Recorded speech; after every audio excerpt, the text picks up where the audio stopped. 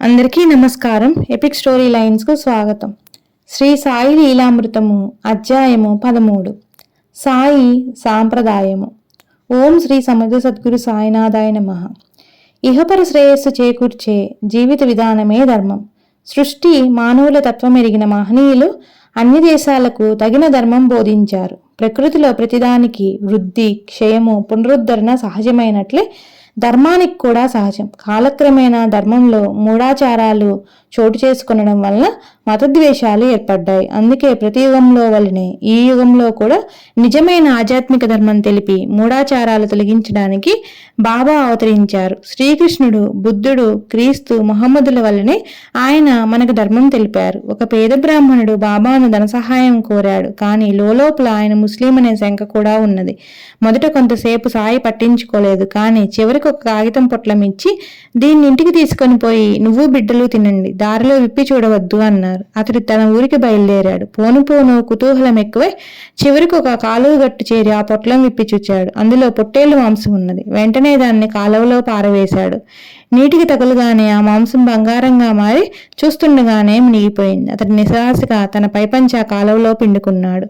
అప్పుడు అందులో ఒక సన్నని బంగారు పోక కనిపించింది. సద్గురువు యొక్క వేషభాషలు పట్టించుకోక ఆయన్ను విశ్వసించిన వాడే కృతార్థుడవుతాడు.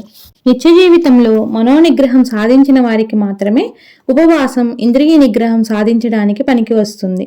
మిగిలిన వారికి ఉపవాసించినప్పుడు రుచుల మీదకు మనస్సు పోతుంది గనుక వ్యర్థమే కాక అనర్థం కూడా. అందుకే సాయి తన భక్తులను ఉపవాసం ఉండనిచ్చేవారు కాదు.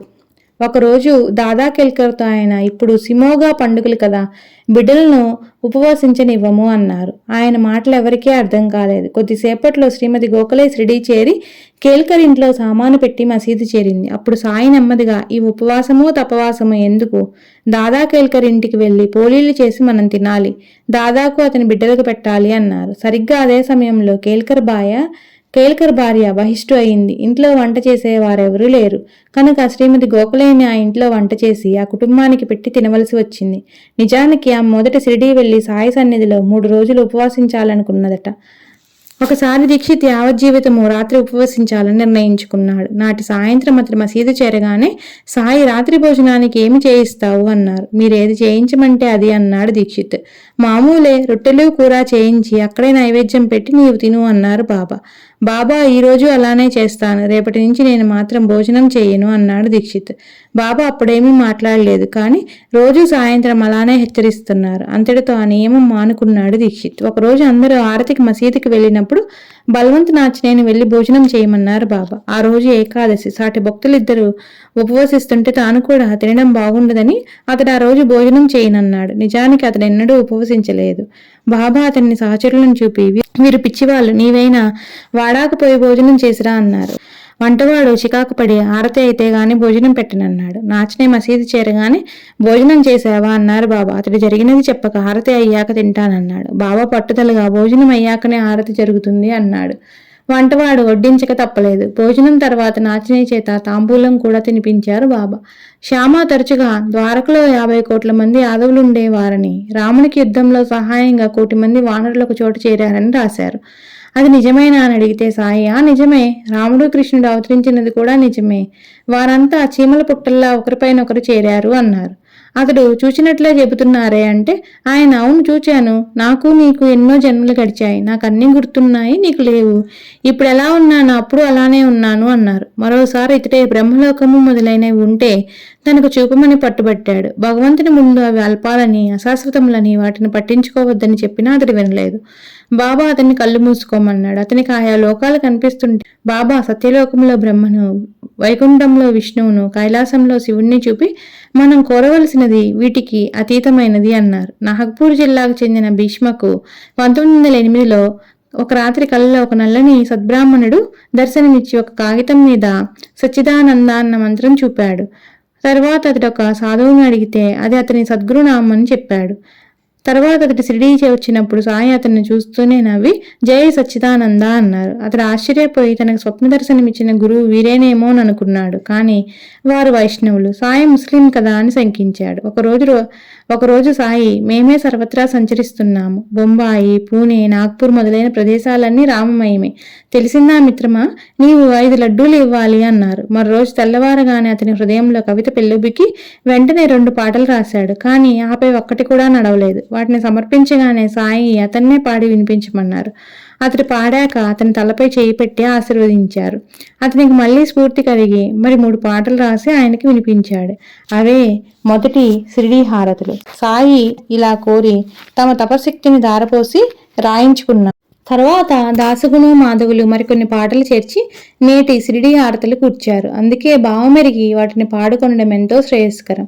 మన శాస్త్రాలను బాబా చక్కగా వివరించారు. స్తోత్రీయుడు నానా చందోర్కర్ తనకు భోజన సమయంలో తరచుగా అతిథులు దొరకడం లేదన్నాడు. బాబా అన్నారు, నానా, శాస్త్రాల్లో పొరపాటేమీ లేదు. వాటిని నీవే సరిగా అర్థం చేసుకోలేదు. అతిథి అంటే మానవుడే కాదు, భోజన సమయానికి వచ్చిన ఏ ప్రాణి అయినా అతిథే.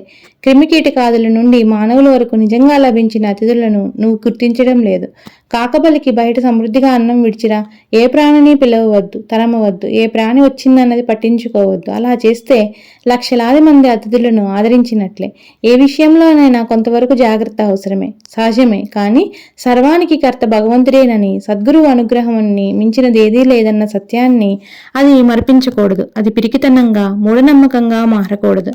ఒకప్పుడు షిరిడీ పరిసరాల్లో కలరా వ్యాపించింది. పక్క గ్రామాలతో సంబంధం లేకుండా ఆ గ్రామస్తులు జాగ్రత్త పడ్డారు. మంచిదే. కానీ ఊరిలో కట్టెల బండి ప్రవేశించడం అశుభమని నిషేధించి దాన్ని ఉల్లంఘించిన వారికి జరిమానా ప్రకటించారు. ఇంతలో ఆ ఊరు సమీపించిన కట్టెల బండిని సాయియే పిలిచి మసీదులో దునికి కట్టెలు వేయించారు. ఎవరూ ఆయనకు ఎదురు చెప్పలేదు. ధర్మం ఉల్లంఘించమని సద్గురువు ఎన్నడూ చెప్పడు. మనకు ధర్మ సూక్ష్మం అర్థం కాక అలా అనిపించవచ్చు. శాస్త్రవాక్యాన్ని విడిచి ఆయన ఆజ్ఞనే పాటించమని ధర్మశాస్త్రము, ఆధ్యాత్మ విద్య చెబుతాయి. కారణం ధర్మాలన్నీ సద్గురు కృపను ప్రసాదించేవి. అయితే ఆయన యందు దృఢ విశ్వాసం ఉన్న వారికి ఉత్తమ ఫలితం లభిస్తుంది. సద్గురువును తాము పూర్ణంగా విశ్వసించామని భ్రమించి ఆయన తమను కరుణించలేదని భక్తులు వాపోతారు. అందుకే అప్పుడప్పుడు సద్గురువు వారి విశ్వాసం ఎంతటితో వారికి నిరూపిస్తుంటారు. ఒకరోజు ఒక కృషించిన ముసలిమేక మసీదులోకి వచ్చింది. బడే బాబా అని పిలిచి, నీవు ఆ మేకను ఒక్క దెబ్బతో నరుకు అన్నారు సాయి. అది తన వల్ల కాదని చెప్పి అక్కడి నుండి వెళ్లిపోయాడు బడే బాబా. శ్యామాను పిలిచి రాధాకృష్ణ ఆయి వద్ద నుండి కత్తి తెచ్చి ఆ మేకను నరకమన్నారు సాయి. ఆమె మొదట తెలియక కత్తి ఇచ్చిందే కానీ ఎందుకో తెలిసి తిరిగి తెప్పించుకున్నది. శ్యామ కూడా వేరొక కత్తి తెస్తానని వెళ్ళి తిరిగి రాలేదు. సాయి అలానే దీక్షితుని ఆజ్ఞాపించాడు.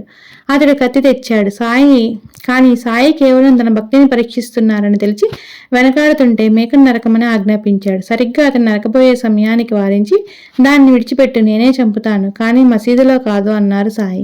ఆ మేక కొన్ని అడుగులు బయటకు నడిచి చచ్చి కింద పడింది.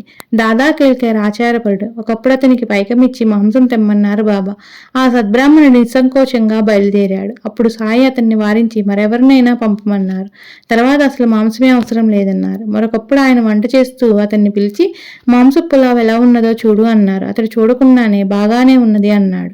చూడకుండానే బాగుందంటావే, మూత తీసి చూడు అంటూ సాయి అతని చేత గుండిగలోనికి తీసి గరిటితో కొంచెం పళ్ళెంలో వేయి, ఆచారం గురించి భయపడుకో అన్న అతని ప్రేమగా గిల్లారు. ఇటువంటి విషయాల్లో సాయి ముస్లిం భక్తులను కూడా విడిచిపెట్టలేదు.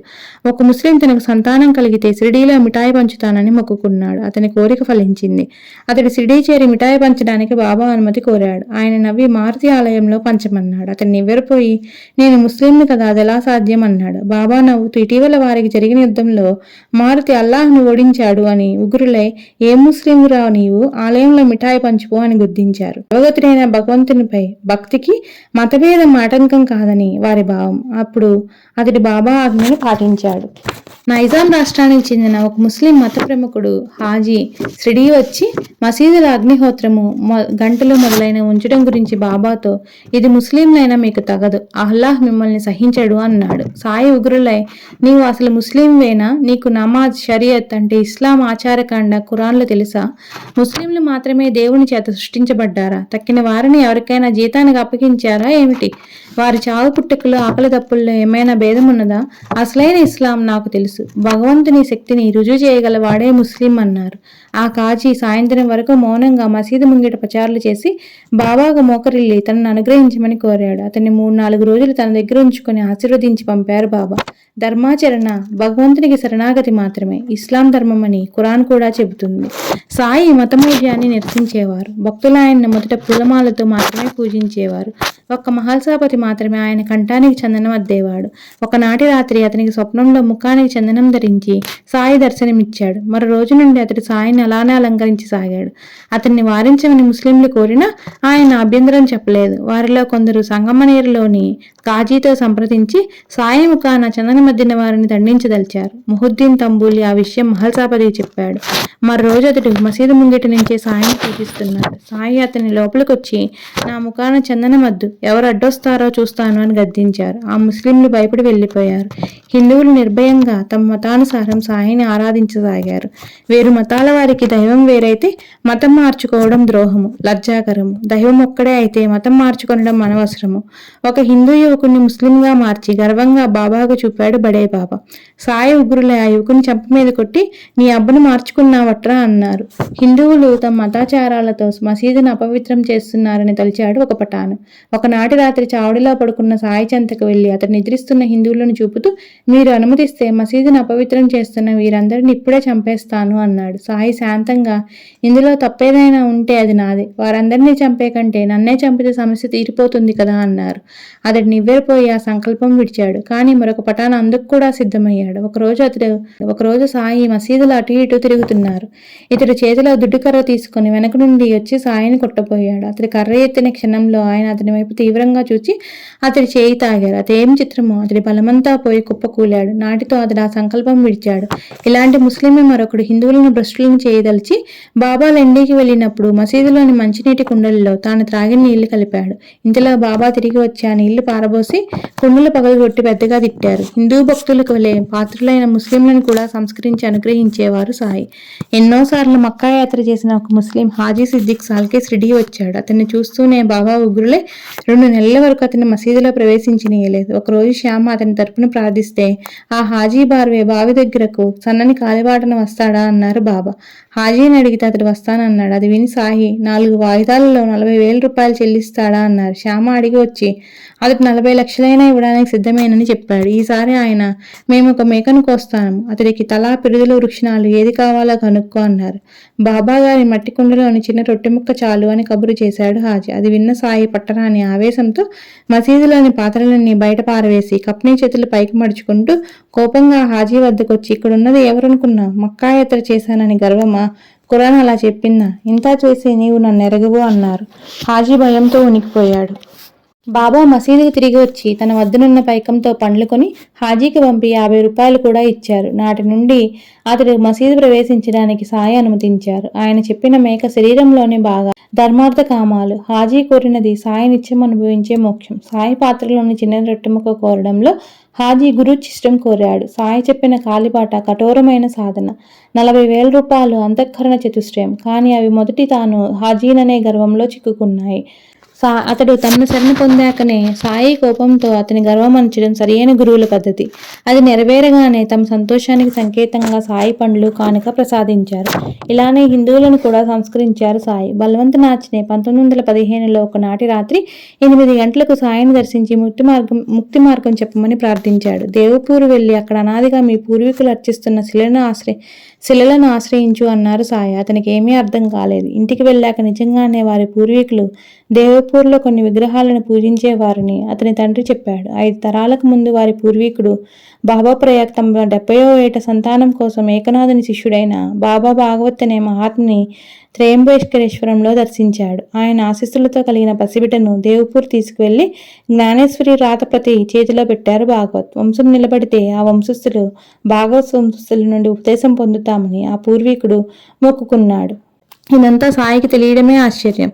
అయినా చాలా సంవత్సరాలకు నాచనే 1927లో నానూ మహారాజ్ అనే 15 సంవత్సరాల మహాత్ముని దర్శించాడు. ఆయన దేవపూర్ వెళ్ళావా అన్నారు. నాచనే ఆశ్చర్యపోయి ఆ గురువంశంలో నాకంటే పెద్దలెవరూ లేరని వెళ్ళలేదు అన్నాడు. అయితేనేం, నా గురువు శ్రీదోయ్ నాకంటే చిన్నవారు. నీ గురువు పేరు భాగవత్ అన్నారు ఆ మహాత్ముడు. నాచనే త్వరలో దేవపూర్ వెళ్లి ఉపదేశం పొందాడు. సంవత్సరం తర్వాత నానూ మహారాజ్ బొంబాయి వస్తున్నారని అతనికి తెలిసి స్టేషన్కి వెళ్ళాడు నాచనే. నానూ మహారాజ్ అతనికి తన గురువైన 8 సంవత్సరాల శ్రీపాద దోయ్పాడే గారిని చూపారు. తర్వాత శ్రీపాదులు కొంతకాలం గుంటూరులో మెట్రిక్ చదివారట.